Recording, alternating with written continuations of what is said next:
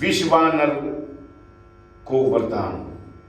एक अवतार में श्री हरि ने विश्वानर के यहाँ अवतार ग्रहण किया था। एक पुरानी कहानी है।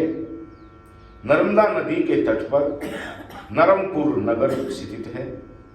वहां पर शिव भक्त विश्वानर नाम के मुनि रहते हैं। वे संपूर्ण शास्त्रों के ज्ञाता और शिव चरणों के श्रद्धालु तथा लोकाचार में चतुर थे। उनका विवाह सुचिस्मती नामक कन्या से हुआ। उनकी पत्नी ने उनकी मन लगाकर खूब सेवा की। मुनि ने अपनी पत्नी को उनकी सेवा से प्रसन्न होकर वर मांगने के लिए कहा। पत्नी बोली, मुझे शिव जी के समान पुत्र चाहिए।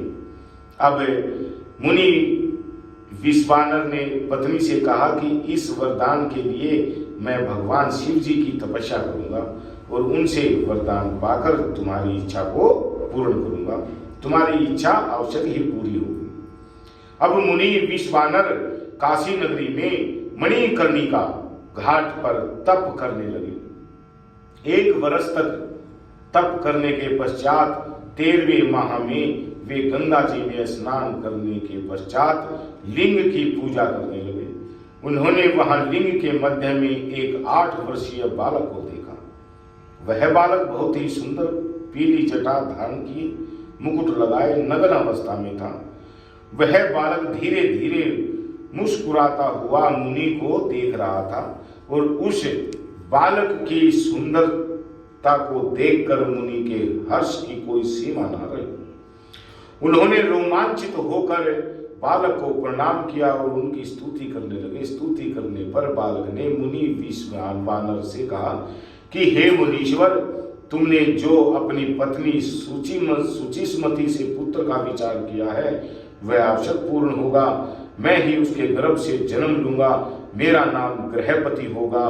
इस प्रकार मुनि को वरदान देकर वह बालक अंतर्धान हो गया। मुनि भी शिव जी का स्मरण करते हुए प्रसन्न मन से घर को चले गए। बोलिए शंकर भगवान की जय। अब मुनि विश्वानर ने घर आकर अपनी पत्नी को सब समाचार सुनाए। समय आने पर उनकी पत्नी गर्भवती हो गई और शुभ लगन में शुभ योग में चंद्रमा के समान सुंदर बालक का जन्म हुआ। अप्सराएं नृत्य करने लगी। भारद्वाज, वशिष्ठ, पुलह, अत्रि, कात्यायन, शंख, शिलाद, व्यास, अंगीरा, दक्ष, वाल्मीकि आदि ऋषि तथा मुनि कन्याएं विश्वानर मुनि के यहाँ शांति का पाठ करने पधारे। बहुत भारी महोत्सव मनाया गया। अब बालक का नाम ग्रहपति रखा गया। सभी जन शिव भक्त विश्वानर दंपति की प्रशंसा करने लगे। मुनि विश्वानर ने समय समय पर उसके सब संस्कार किए और वेद वेदांग में पारंगत कर दिया। बालक की 9 वर्ष की आयु होने पर उसे देखने नारद जी पधारे। अब नारद जी ने बताया कि इस बालक को 12वें वर्ष में बिजली और अग्नि से भय है। अब नारद जी की बातों को सुनकर मुनि विश्वानर और पत्नी सुचिस्मती को महान दुख हुआ और दोनों रोने लगे। अब माता पिता को रोता देखकर बालक ग्रहपति ने उनसे रोने का कारण पूछा। इस पर बालक बोला कि हे माता पिता, आपके चरणों के प्रताप से मुझे कोई विघ्न तो क्या काल भी नहीं मार सकता। आप चिंता करनी छोड़ दीजिए। मैं मृत्युंजय मंत्र का जाप करके अपनी रक्षा स्वयं कर लूंगा। बालक की बात सुनकर माता पिता को ढाढ़स बंधा, धीर बंधी और कहने लगे कि हे वत्स, महामृत्युंजय मंत्र से समस्त विघ्नों का नाश हो जाता है। बालक ग्रहपति के ने माता पिता के चरणों की वंदना की और काशी जाकर गंगा में स्नान करके भगवान शिव जी की पूजा की। शिवलिंग की पूजा करने से उसे भारी संतोष प्राप्त हुआ। वह कहने लगा कि मैं कितना भाग्यवान हूं जो मुझे विश्वेश्वर शिव के दर्शन हुए। नारद जी के कथन के कारण मेरा भाग्य उदय कर दिया। ग्रहपति ने वहां पर एक और शिवलिंग की स्थापना की तथा कठोर नियमों का पालन करते हुए 108 घड़ों से शिवलिंग को स्नान करता। इसके पश्चात नील कमलों की माला अर्पण करता। नारद जी के वचनों को सत्य करने के लिए 12वें वर्ष में इंद्र वज्र लेकर ग्रहपति के पास आए।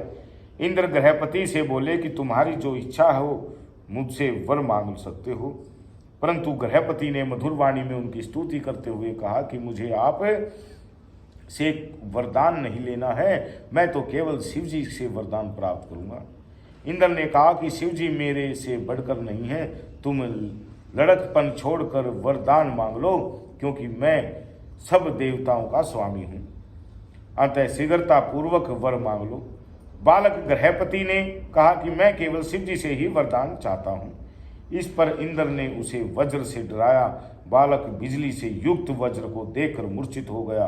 बालक के मूर्छित होते ही भगवान शंकर पार्वती सहित वहां पर प्रकट हो गए। उन्होंने अपने शपथ से बालक ग्रहपति को सचेत किया और बोले कि डरो मत, इंद्र को तुम्हारी परीक्षा लेने के लिए मैंने ही भेजा था। तुम मेरे भक्त होने के कारण तुम्हारा कोई बाल विवाह नहीं कर सकता।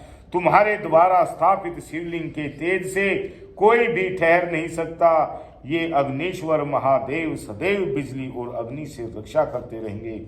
इतना कहकर भगवान शिव उसी लिंग में अंतर्ध्यान हो गए। बोले शंकर भगवान की जय।